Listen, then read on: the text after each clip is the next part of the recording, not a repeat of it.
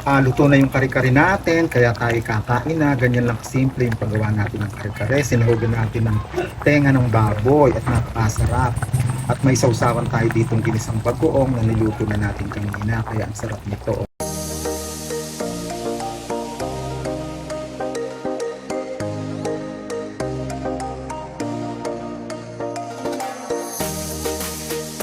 Nagisa lang ako ng bawang, sibuyas sa mainit na mantika at saka bagoong.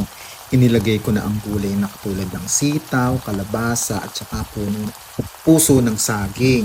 At alam niyo siguro kung ano yung iniluluto ko. May idea na ba kayo kung ano to? Dahil meron siyang kalabasa, sitaw at saka puso ng saging. Tama kayo.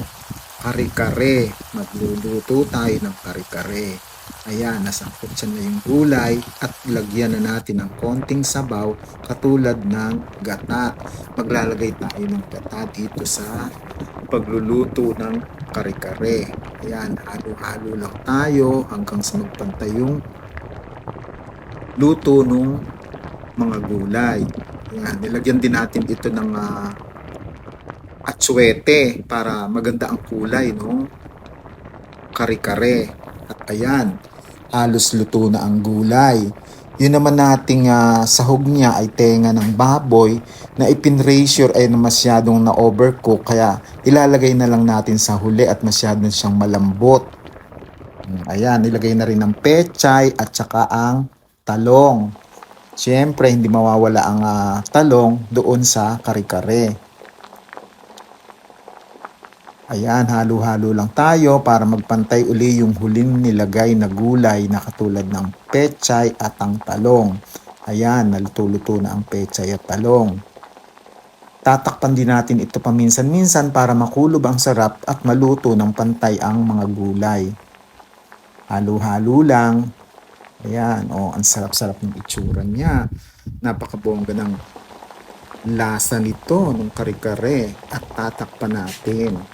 Ayan, halos luto na yung kare-kare. Ayan, luto na ang mga gulay.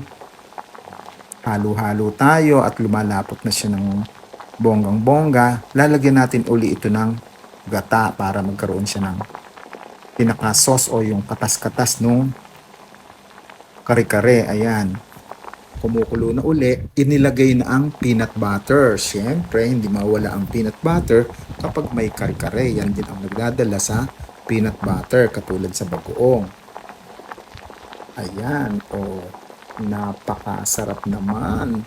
Ayan, halos luto na. Ilagay na natin yung tenga ng baboy na na-overcook. Ayan, nasobra ng luto sa pressure, nalibang yata si Aling Obet, kaya na-overcook yung tenga ng baboy. Ayan, halo-halo na yan. At masarap ito pag kumain tayo may katambal na bagoong. Bagoong ang nagdadala din sa kare-kare. Kaya ayan, luto na. Halina kayo.